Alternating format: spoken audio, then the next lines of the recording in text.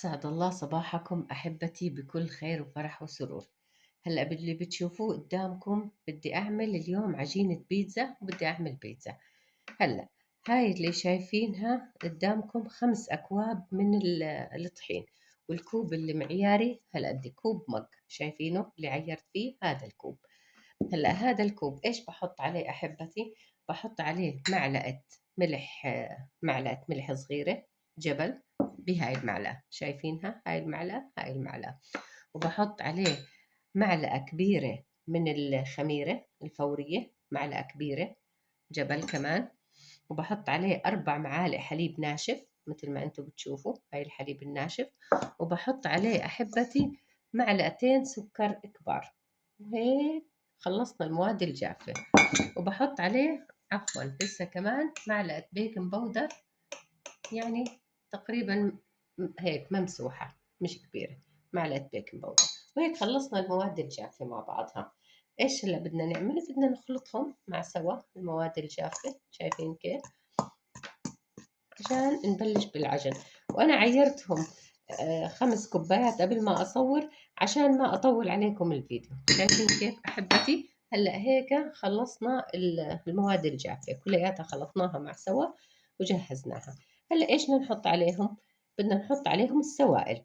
هلا بما انهم 5 اكواب من الطحين بالضبط، بدنا نحط عليهم كاستين من المية، وبدنا نحط عليهم زيت زيتون، كوب شاي من زيت الزيتون. هاي زيت الزيتون شايفينه أحبتي، هاي زيت زيتون حطينا عليهم كوب.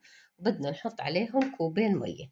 احنا عجينة البيتزا بدي اياها تكون شوي فيها مروءة، مو زي عجينة المعجنات آه أقسى شوي، لا هاي فيها مروءة. فهيك تمام، هيك المقادير تمام. كاستين من المي، كاسة شاي زيت زيتون، و5 أكواب من الطحين، وبنبدأ نعجن. هلا هيك حسينا إنها مثلا مرقة زيادة بدها شوية طحين بنزيد شوية طحين، وهكذا بنعجن. بس ما بنكتر عجن كمان، لأنها البيتزا والمعجنات مش زي الفطير المشلتت. أو مثلا بدنا نعمل شباتي بدها عجن كتير، لا هون بس بدنا نلم العجين فقط أحبتي، لم عجين، عمالنا بنشتغل إنه نلم بس العجينة، هيها إنها تتماسك مع بعضها فقط لا غير. هيها شايفين كيف؟ ها هاي هيك. وهلأ بتصير ما أحلاها. بنتركها بحدود الساعة بمكان دافي، وبنلفها عنا بالإشي يعني بطانية مخصصة للعجن، بنلفها بإشي مخصص لإلها وبنتركها.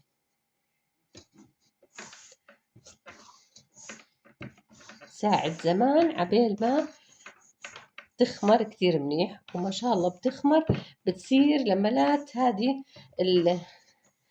الصحن اللي أنا حطيته فيه، ما شاء الله تبارك الرحمن. هيها شايفين أحبتي تقريبا جهزت، بدها شوي هلا لساتها بتلزق بالإيد، بدها شوية عجن هيك.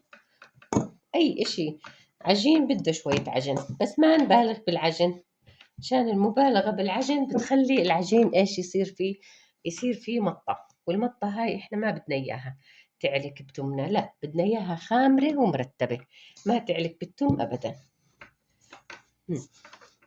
هيها هيك تقريبا صارت جاهزة، شايفين؟